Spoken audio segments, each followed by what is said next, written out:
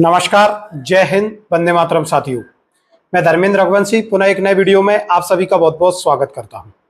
साथियों, आज की इस वीडियो में हम बात करेंगे अतिथि शिक्षकों को लेकर। साथियों, आज अतिथि शिक्षकों को लेकर काफी कुछ महत्वपूर्ण बिंदु हम आपके सामने रखने वाले हैं, क्योंकि लगातार यदि हम देखें तो अतिथि शिक्षकों को लेकर कई तरह की परिस्थितियां निर्मित हो जाती हैं, जिससे अतिथि शिक्षक साथी काफी भ्रमित भी दिखते हैं और चिंतित भी दिखते हैं। हाल ही में अगर हम बात ही कर लें जीएफएमएस पोर्टल पर जो पात्रता परीक्षा से संबंधित पैनल से संबंधित जो जानकारी अपडेट की जा रही है, उसमें कई तरीके की अनियमितताएं देखने को मिली है। हालांकि विभाग ने समय रहते उनमें सुधार करने का प्रयास किया है और अभी भी वह प्रयास जारी है। हाल ही में यदि हम बात करें तो अतिथि शिक्षक साथियों के लगातार प्रश्न आते थे कि ऐसे अतिथि शिक्षक साथी जिन्होंने जानकारी अद्यतन करवाई है और उनकी जानकारी त्रुटिपूर्ण संकुल स्तर से वेरीफाई हो चुकी है, अब वह सुधार कैसे करवाएं। ऐसे अतिथि शिक्षक साथी काफी ज्यादा चिंतित थे। तो आज उसको लेकर जीएफएमएस पोर्टल पर सूचना प्रदर्शित हो रही है कि 28 तारीख को जिला शिक्षा अधिकारी के लॉगिन पर यह सुविधा सुधार की जो है उपलब्ध करा दी जाएगी। इस पर हम ऑलरेडी वीडियो रख चुके हैं, लेकिन इसके अतिरिक्त यदि हम देखें तो आखिर वो कौन सी समस्या हैं जिनसे अतिथि शिक्षक साथी लगातार जूझते हैं, और चाहे विभाग हो, स्थानीय स्तर के अधिकारी हो, उन समस्याओं का निराकरण अभी तक नहीं हो पाया है। सबसे पहले सबसे महत्वपूर्ण समस्या, हजारों की संख्या में अतिथि शिक्षक साथी ऐसे हैं जिनकी अभी तक पोर्टल पर ऑनलाइन ज्वाइनिंग ही नहीं हुई है। अब आप खुद सोच सकते हैं, ऐसे अतिथि शिक्षक साथी जिन्होंने पूरे सत्र काम किया है और उनकी अभी तक ज्वाइनिंग पोर्टल पर हुई ही नहीं है, इसके लिए दोषी कौन? क्या अतिथि शिक्षक जिम्मेदार हैं? नहीं। तो आखिरकार इसके लिए दोषी कौन है? साथियों, सबसे पहले हम यह स्पष्ट कर दें, जो पोर्टल पर ज्वाइनिंग की सुविधा बंद की गई है, इसको बंद किया ही नहीं जाना चाहिए था। इसका कोई औचित्य ही नहीं बनता है, क्योंकि साला में कभी भी शॉर्ट टर्म अतिथि शिक्षक रखे जा सकते हैं। तो ऐसी स्थिति में उनकी ज्वाइनिंग के लिए विकल्प हमेशा खुला रहना चाहिए। लॉन्ग टर्म जो अतिथि शिक्षक रखे जाते हैं सत्रवार, उनकी ज्वाइनिंग ही नहीं हो पाई है। डीपीआई ने पहले प्रपत्र के माध्यम से संकुल प्राचार्यों से जानकारी मंगवाई थी, उसके बाद में बीच में पोर्टल भी ओपन किया था। बावजूद इसके उन अतिथि शिक्षकों की पोर्टल पर जो ज्वाइनिंग है वह संकुल प्राचार्य नहीं करा पाए हैं।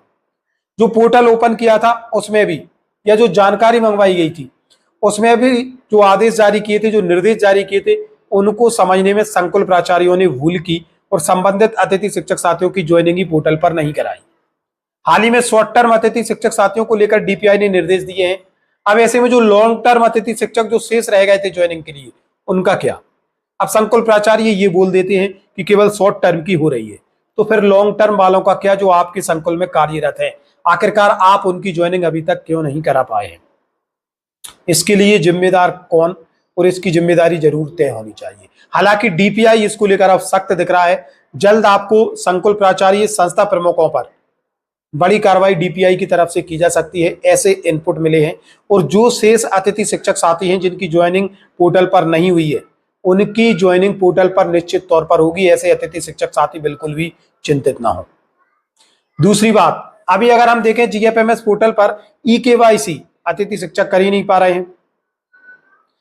किसी का आधार नंबर गलत आ रहा है, तो किसी अतिथि शिक्षक साथी जो अनुभव क्लेम करते हैं, जब हम अनुभव का प्रारूप निकालते हैं तो मान लीजिए आपने जिस शैक्षिक सत्र में काम किया है उस शैक्षिक सत्र के कुछ महीने कम प्रदर्शित हो रहे हैं। आखिर पोर्टल में इस तरीके की त्रुटियां देखने को क्यों मिलती हैं? तय समय पर पोर्टल में सुधार क्यों नहीं करवाया जाता? जब कोई नई विशेष प्रक्रिया जीएफएमएस पोर्टल पर यदि प्रचलन में है तो ऐसी त्रुटियों को समय से पहले दुरुस्त किया जाना चाहिए, ताकि किसी भी प्रकार की समस्या अतिथि शिक्षकों को ना हो और वो भ्रमित ना हो और चिंतित ना हो। लगभग 90% अतिथि शिक्षक साथी ऐसे हैं जिन्होंने अनुभव के लिए क्लेम किया है और उनके कम माह कम दिन प्रदर्शित हो रहे हैं। क्या मतलब है इसका? पोर्टल को हमेशा दुरुस्त रखा जाना चाहिए। तीसरा सबसे महत्वपूर्ण बिंदु, अनुभव क्लेम करने के बाद अनुभव प्रमाण पत्र बनवाने के लिए लगातार जिला स्तर से आनाकानी की जा रही है। पोर्टल बंद होने का हवाला भी दिया जा रहा है।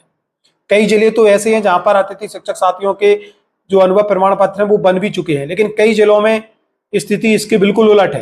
वो ये बोल देते हैं कि अभी पोर्टल नहीं खुला है, जबकि डीपीआई के स्पष्ट निर्देश है 26 मार्च तक जानकारी अद्यतन की जानी है, और जानकारी अद्यतन उसी स्थिति में होगी जब संबंधित अतिथि शिक्षक साथियों के अनुभव प्रमाण पत्र क्लेम हो चुके होंगे।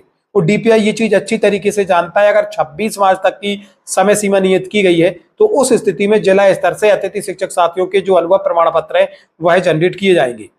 तो आखिरकार क्यों लगातार अतिथि शिक्षक साथियों को भ्रमित रखा जाता है और कहीं ना कहीं एक तरह का व्यवहार, हम यूं भी कह सकते हैं कि एक सौतेला व्यवहार उनके साथ हमें विभाग में देखने को मिल रहा है, जबकि ऐसी परिस्थिति निर्मित नहीं होनी चाहिए।